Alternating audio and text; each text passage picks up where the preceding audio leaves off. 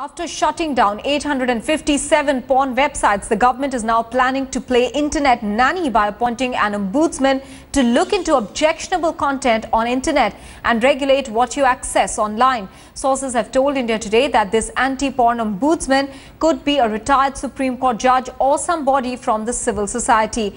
The Department of Electronics and Information Technology wants to take the views of all stakeholders about the regulatory mechanism.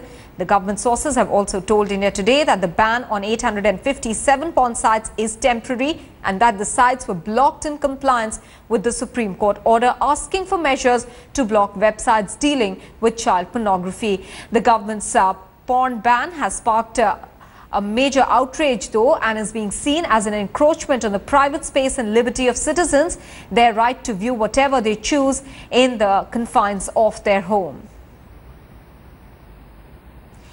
Executive Editor Javed Ansari is now joining us with more details. Javed, this whole idea of having an ombudsman is not going down too well, at least with people, with the general public, and they've expressed their outrage on social media because this comes at a time when we've already seen other things being banned in the country. Yes, absolutely, and that is the reason. This results from the fear that this is perhaps just the beginning, and this is a precursor to the government clamping down on social media, on Facebook, Twitter, etc. So this sense of angst that you feel, the sense of disquiet on this issue is primarily stems from that. Look, nobody is in favor of young children having access to either people accessing child pornography or children, having access to these things. But at the same time, there is this freedom of choice.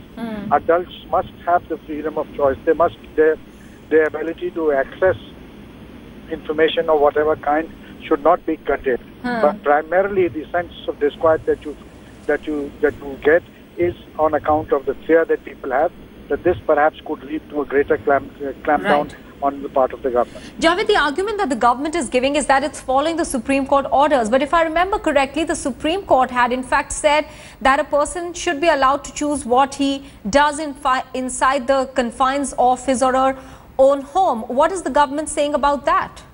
Well, that's the government, of course, sticks to its position that it is following the spirit of what the Supreme Court said. But the Chief Justice was abundantly clear. He said, I cannot ban this, and people should have the liberty to access things that they want to, so long as it does not impinge or hurt somebody else, and so long it is done in a private manner within the confines of their home. So the government actually has little to answer, and they're saying that they will appoint an ombudsman who will look into all this. Okay, Javed, many thanks for getting us those details.